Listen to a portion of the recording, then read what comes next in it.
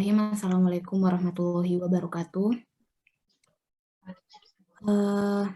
Kami dari kelompok 10 akan mempresentasikan hasil kerja kelompok kami mengenai tentang sekolah-sekolah tasawuf yang beranggotakan 4 orang. Yang pertama yaitu saya sendiri, Andi Esti Widya Anissa, dengan NIM 30.800.234. Kemudian yang kedua yaitu Nur Akidah Islamiyah dengan NIM 30.800.217. Yang ketiga yaitu Nabila Farhana Ramadhani dengan NIM 30.800.229. Dan yang terakhir yaitu Indah Sari dengan NIM 30.800.204. Baik, saya akan menjelaskan terlebih dahulu mengenai latar belakang dari sekolah-sekolah tasawuf ini. Sebelum itu, tasawuf itu merupakan ilmu pengetahuan batin yang sejak dahulu itu sudah berkembang.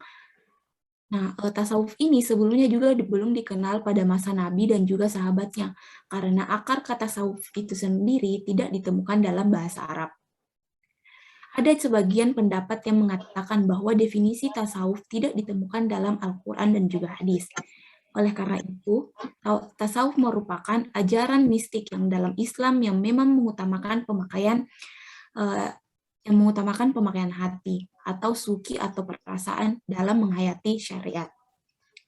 Nah, lembaga pendidikan Islam ialah sarana atau organisasi yang bertujuan untuk mencapai tujuan tertentu. Dalam arti lain, lembaga pendidikan ini adalah wadah untuk proses belajar mengajar dalam mendalami pendidikan Islam. Begitu pula pada masa kejayaan Islam.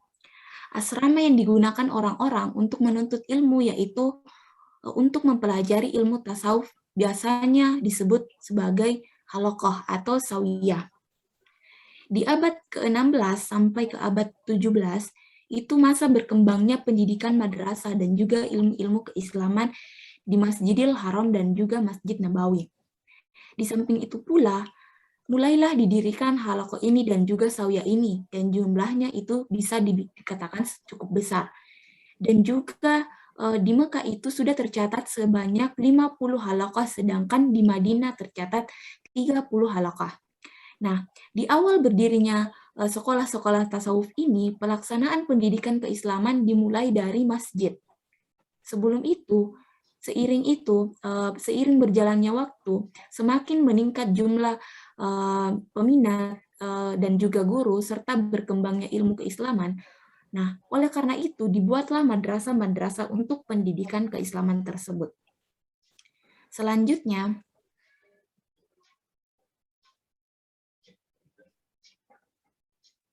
rumusan masalah. Nah, dari hasil kerja kelompok ini ditemukan dua rumusan masalah. Yang pertama yaitu bagaimana pembentukan madrasah sufiyah. Kemudian yang kedua yaitu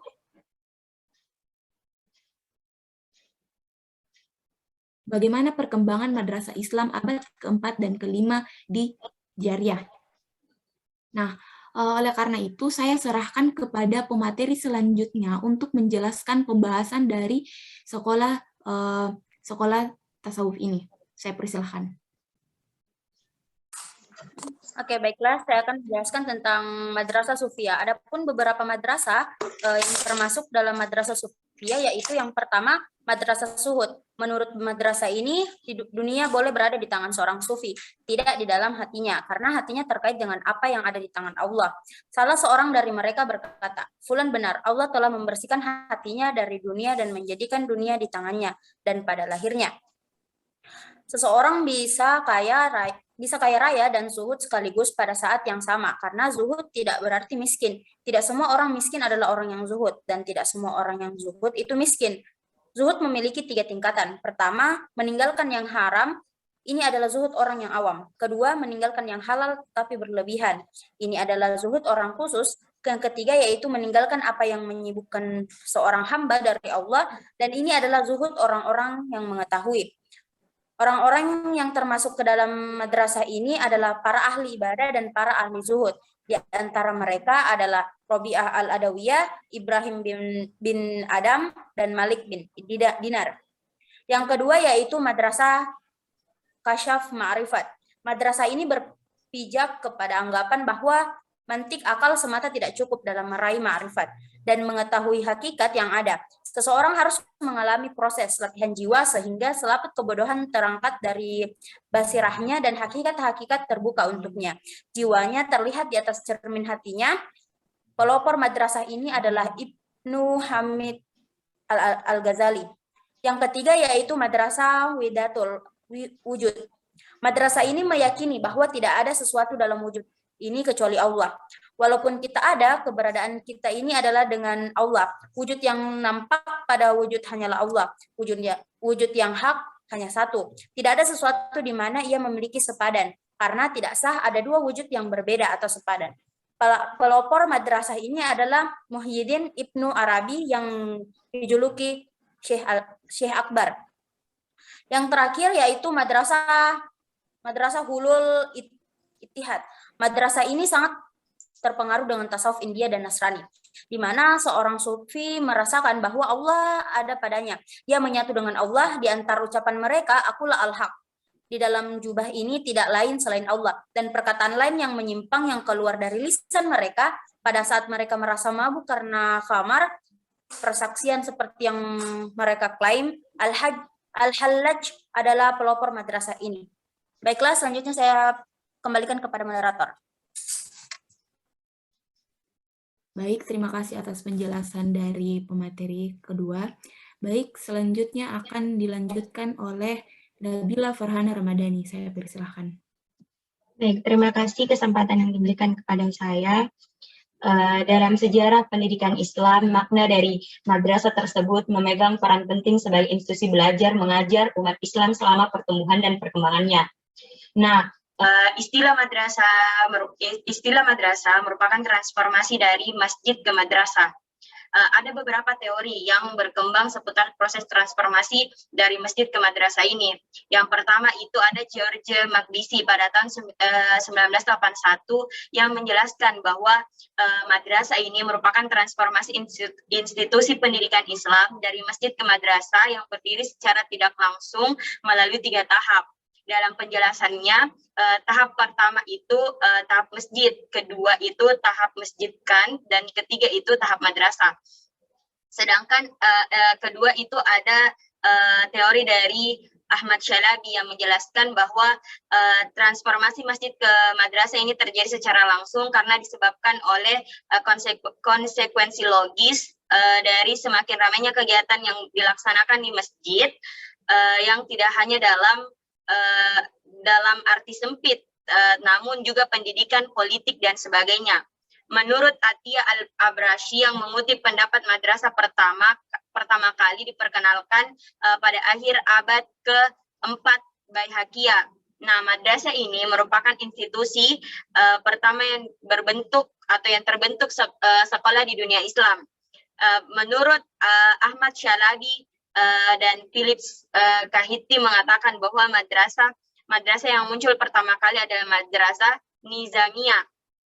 Nah, madrasah Nizamiyah ini merupakan madrasah yang paling populer di kalangan ahli sejarah dan di kalangan masyarakat karena didirikan oleh Nizam al-Mulk, seorang perdana menteri dinasti Salajikah pada masa pemerintahan Sultan Al-Arsal dan Sultan Malik Syah pada abad ke-5 Hijriah atau abad ke-11 Masehi, tepatnya diresmikan pada tahun 459 Hijriah sampai atau 1067 Masehi, di mana ada perbedaan dengan madrasah sebelumnya sehingga sangat terkenal baik di kalangan Islam maupun non-Islam hingga saat ini. Nah, madrasah Nizamiyah ini telah menenggelamkan pengaruh madrasah-madrasah sebelumnya. Oleh Syalabi dikatakan bahwa era pendidikan Islam sebelumnya itu era baru yang dimaksud adalah adanya ketentuan konkret berkaitan dengan komponen-komponen pendidikan dan keterlibatan pemerintah dalam pengelolaan madrasah. Nah, selanjutnya itu dikatakan bahwa madrasah Nizamiyah ini merupakan lembaga pendidikan resmi dan pemerintah terlibat juga dalam menetapkan tujuan-tujuannya, kurikulumnya, serta memilih guru dan memberikan dana kepada madrasah tersebut sehingga menghasilkan pegawai dan karyawan-karyawan pemerintah. Adapun beberapa alasan perseteruan antara kelompok Sunni dengan kelompok Syiah, dinasti Saljuk berkeyakinan bahwa ideologi harus dilawan dengan ideologi karena institusi madrasah merupakan senjata atau alat dalam menanamkan doktrin Sunni sebagai bentuk perlawanan paham Syiah. Nah, menurut Muhammad Akman Shah yang mengutip Majid Futuh mengatakan bahwa Madrasah Nizamiyah ini didirikan dengan tiga tujuan.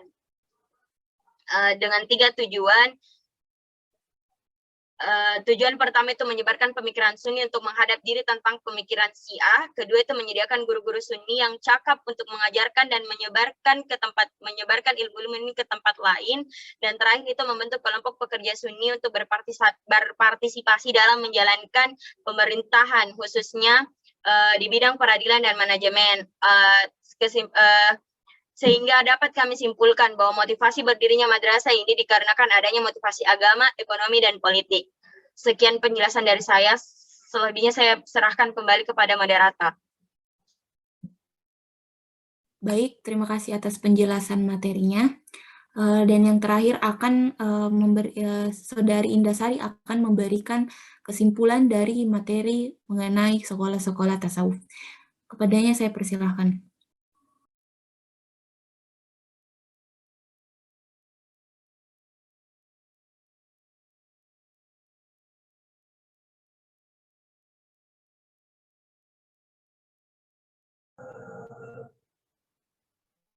Baik, terima kasih atas kesempatan yang diberikan.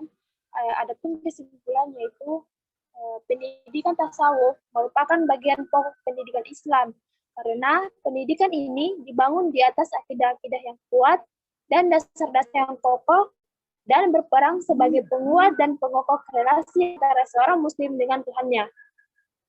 Secara umum, aliran sufi mengelompokkan madrasah menjadi 4 kelompok, yaitu madrasah zuhud, yang berarti dunia boleh berada di tangan seorang sufi, tidak di dalam hatinya, karena hatinya terikat dengan apa yang ada di tangan Allah. Orang-orang yang termaksud di dalam madrasah ini adalah para ahli ibadah dan para ahli zuhud. Di antara mereka adalah Rabi'ah al-Adawiyah, Ibrahim bin Adam, dan Malik bin Dinar. Kedua, Madrasah Kasyaf wal Ma'rifah. Madrasah ini berpijak kepada anggapan bahwa mantik, akal semata tidak cukup dalam meraih ma'rifah dan mengetahui hakikat yang ada. Yang ketiga, Madrasah Widatul Wujud. Madrasah ini meyakini bahwa tidak ada sesuatu dalam wujud ini kecuali Allah. Dan yang keempat adalah Madrasah Hulul wa Ittihad. Madrasah ini sangat terpengaruh dengan tasawuf India dan Nasrani, di mana seorang sufi merasakan bahwa Allah ada padanya, dia menyatu dengan Allah. Terima kasih, saya kembalikan kepada moderator. Baik, terima kasih atas kesimpulan yang telah diberikan.